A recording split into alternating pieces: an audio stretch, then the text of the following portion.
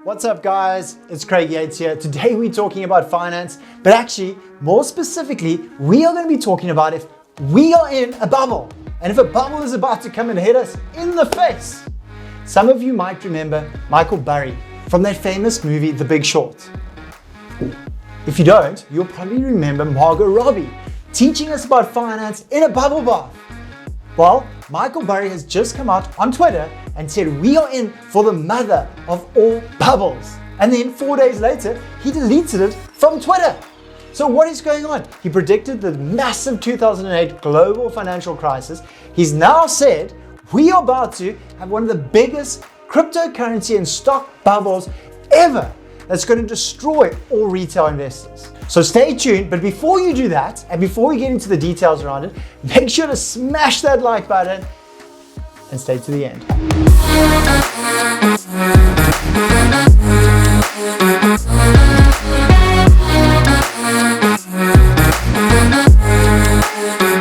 Now, the interesting thing about Twitter is that on Michael Burry's Twitter profile, his name is Cassandra. And if you know anything about Greek mythology, you'll know Cassandra was famous for predicting so many events that took place, but no one ever believed her. And Michael Burry thinks he's the same. He has this ordained power that he knows what's going to happen in the future, but no one actually believes him. So if we look at it, Cassandra was loved by the god Apollo, who promised her the power of prophecy if she would comply with his desires.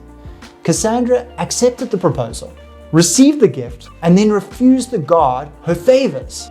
Apollo revenged himself by ordaining that her prophecies should never be believed. She accurately predicted such events as the fall of Troy and the death of Agamemnon, but her warnings went unheeded. So let's start all the way back in 2008, where Michael Burry first predicted the global financial crisis. So what happened? Well, the subprime lending crash took place. So what does that mean? There were a whole lot of individuals who wouldn't ordinarily qualify for a loan, or in American terms, a mortgage, that were given mortgages. So they couldn't qualify for them, they were given a mortgage, and they went on to go buy another house, another house, another house, when they shouldn't have been able to qualify in the first place. Banks then decided, hey, what we can do is we can make more money here. We can take these loans and we can wrap them together and go and label them AAA investments, which is really unsecured toxic debt, and sell them on to other banks and other institutions. And then what they did was they went and took out insurance in case those banks defaulted and the individuals couldn't pay their mortgage. And what happened? That's exactly what happened.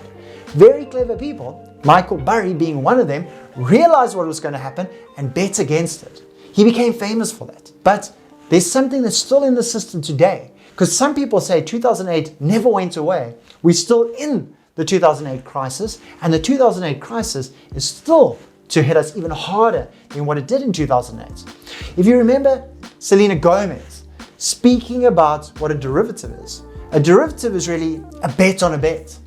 If you think about it, it's almost a bet on a bet on a bet, kind of like Inception, where when one small thing starts to unravel, it snowballs and it gets bigger and bigger and bigger. And the worry is that right now in 2021, we potentially in the mother of a storm of what's about to unravel. So where does all the risk actually lie? So as markets move up and things get priced higher and higher, the risk becomes higher and higher. So if we look at the whole world stock market at the moment, the value sits around 89.5 trillion US dollars. That's the value of the entire stock market. But the interesting thing, when you look at the derivatives market is sitting at 600 to 1,000 trillion US dollars. $1,000 trillion is the derivative market of what its market capitalization is at the moment. So much higher than the stock price. When we look at things like the real estate market, real estate is sitting at a market cap of $270 trillion. When we look at the whole of debt throughout the entire world, debt markets are sitting at $281 trillion. The total world wealth right now at the moment is sitting at $360 trillion. And people say cryptocurrency has gone up a lot. Cryptocurrency is sitting at a market cap of $1.5 trillion. So compare all of that to what the derivative market is at the moment, how big it is, and what happens if it starts to unravel just a little bit. The knock-on effect in America, that old saying, when America sneezes, the rest of the world catches a cold. So why is this important to know? In 2016, Warren Buffett came out and he said the derivative market will crash and burn at some stage because of the risk associated to it. Not only did the 2008 crash take place because of derivatives and what they were doing to retail investors, since then, the reason why they say we aren't out of the 2008 crash is because they've been doing something very, very similar, but with corporates, with corporate debt and with corporate investments. If we look at something called CMBS, they're packaging corporate debt together, which is bigger than the individual retail investor. And the worry is right now we've gone through COVID, which all they did was kick the can down the road, so no one actually felt the pain. In America, they injected so much money into the economy, so people had money to go out and spend. Now, on the 30th of June, mortgage forbearances are coming to an end. So people will once again start to default on mortgages and loans, and that could very easily unravel from a derivative point of view and hurt absolutely everyone. When we look at a healthy economy, when things are working well, consumers have a lot of confidence. When consumers have a lot of confidence, what do they go and do? They love spending money. So they go out and spend money, which is great. They put more money back into the economy, so businesses have more productivity. When they've got more productivity, what do they then go and do? They go and hire more people. So our unemployment rates go down. They hire more people and they give them higher wages. More wages leads on to more confidence, more spending. And that economic cycle just goes on and on and on. And we find ourselves in a better economy where things are going smoothly and things are going well. And that's what's happened in America because the government has gone and given individuals free money. They've gone and given them this money and they've gone spending. The price of property in America is at an all-time high. The price of rent in America is at an all-time high. The price of the stock market is at an all-time high. The price of cryptocurrency, until a couple of days ago, was at an all-time high. So things are very, very high at the moment. And when things are higher, the risk of it dropping becomes higher and higher. And that is why so many people are predicting a bubble. So will a bubble actually take place? The big risk in America right now is if inflation starts to go up, and inflation is going up. Because what happens when inflation goes up? The government needs to control it. Because if inflation is going up, they need to look after their exchange rate. How do they look after the exchange rate? They have to go and increase interest rates. Interest rates at an all-time low. That's why more and more people can go buy houses at the moment. Interest rates are low. And what's going to happen when people have gone and bought fancy houses, fancy cars, put themselves in a lot of credit card debt, and interest rates start to go up? They're going to find it harder and harder to survive. That is what the big worry is at the moment. Because what happens when interest rates go up? That's going to hurt customer confidence. When customer confidence gets hurt, they're not going to spend a lot of money. If they stop spending, people are not going to be able to employ more people. It's going to have an effect on the employment rates. It's going to reduce wages, and that negative economic cycle happens all over again. And we move from a positive growing economy to a negative slowing down economy where the economy is under pressure. So the risks are there right now.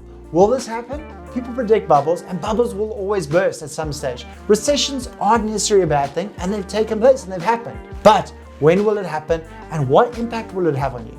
Should you take all your money out of your investments now? Should you stay invested? What should you do? Well, we're going to cover that in the next couple of minutes. So let's have a look right here at home what happened on our JSE from 1995 up to 2020. So let's cover 25 years because we saw two big market corrections. One was the 2000 dot-com crash, which might be very, very similar to where we find ourselves right now with regards to cryptocurrency. And the other one, what we've been speaking about the whole time, the 2008 financial crash. Well, in 2000, when the market crashed and the bubble burst, markets dropped 30% in 1 year. How difficult is it to emotionally stay invested in a market when the floor has dropped from underneath your feet and the market's just going down? If you had the courage to stay invested, the next year, markets went up 43%. And the year after that, it grew another 46%. And after that, another 36%. So the 3 years after that market crash and that bubble burst, the market flew. So those that were courageous to stay invested actually ended up making more money. Well, in 2008, the bubble burst and the market corrected even more so. Not 30% this time, but 40%. The market dropped 40%. Well, you can tell me what happened the 3 years after that market correction? Yes, the market went up the next 3 consecutive years. 48%, 26% and 24%. So as long as you stayed invested for the next 3 years, you would have made your money back and you would have made more. So even if we go into a market correction and the bubble bursts right now, what do you think the best thing is to do? Because it's going to be very difficult to stay invested when the floor is getting wiped from underneath you and everyone is freaking out because those people that predicted the bubble might be correct and it might come because it will correct at some stage. What are you going to do? So let's take that example and let's say you invested 100 Rand back in 1995 and you left it for the 25-year period up until March of 2020. Your 100 Rand would have been worth 1,857 Rand. So over those 25 years, as long as you had stayed invested, you had got through the 2000 bubble that crashed and the 2008 bubble that crashed, and you stayed invested, you would have made a lot of money. Now, emotionally, it might have been tough to stay invested because if you had turned on the TV and you'd watched any news or you read the newspaper, or even if you checked your Twitter account, you might have wanted to exit the investment. And it's the courage investor who stays invested for the right reasons that makes money. Now, let's say over that 25-year period, if you exited your investment for whatever reason, for 3 months, but not just any 3 months, the best performing 3 months, over that 25-year period, what would that have done to your investment? That huge growth that you had over those 25 years, your investment would have been 31% lower if you were out of the market for the best 3 months. And we don't know when those best 3 months are going to be. I don't know. Warren Buffett doesn't know. No one knows. How are you going to know? Now, what happens if you are out of the market for the best 6 months? If you were out for the best 6 months over 25 years, your investment would have been worth 50% less. And what about 9 months? Well, it would have been more than 60% less. And what about a whole year? Over 25 years, you were out for whatever reason, you stood on the sidelines for 12 months. Your investment would be 72% less. Now, that's 1 out of 25 years. No one's going to be able to predict that. I'm not going to be able to do it. You're not going to be able to do it. No one's going to be able to do it. So if we go into a market correction, a bubble that bursts, all these people that are predicting it, if that happens, what do you need to do? You've heard it right here on my YouTube channel. You have to have the courage to stay invested because market corrections are part of life.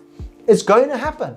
One person is going to get it correct and then they're probably going to make a movie about him. Maybe it's Michael Burry, maybe it's someone else that we haven't even heard of because people are predicting bubbles all the time. At some stage, they will burst. But from a financial planning point of view, you have to stay invested. So that's my plea to you. Whatever you do, make sure you stay invested. And if that means you need to speak to a financial advisor or you need someone else to be accountable for, there's a reason why great sports people have coaches. Is because they know they're too close to the problem, they're too emotionally invested, that if it's up to them, they're not going to think properly and they're going to do the wrong thing. And we do that so often when it comes to our money. That is why you need someone to help you out, that you can't rely on your own emotions because you're going to turn on the TV and then you're going to start selling everything because the world is coming to an end. So here are 5 quick little tips that anyone can do if a bubble were to burst or just to survive any recession of any sorts. Number 1, make sure that you have a safety net. At some stage, you're going to need that rainy day account that comes handy. So make sure to have a safety net. Number 2, make sure to draw up a budget and start paying off debt. Debt is bad. Make sure to start paying it off. Number 3, start to scale down your lifestyle and be a little bit more frugal. Very important. Not so easy, especially with Instagram, your neighbors, your friends, and those famous Joneses. Then number 4, make sure to diversify your investments. Don't put all your eggs in one basket. We've spoken about that previously on another video about Bitcoin. If you haven't, go and watch that. Don't put all your eggs in one basket. Make sure to diversify. And then the most important one, number 5, stay invested. Never try and time the market. Stay invested. You will thank me in later years to come if you follow these 5 tips. It will get you through any bubble that bursts, any market recession. If you haven't yet, smash that like button, subscribe to my channel. Lots more financial tips, education, and entertainment coming soon. Until next time, I'm out of here.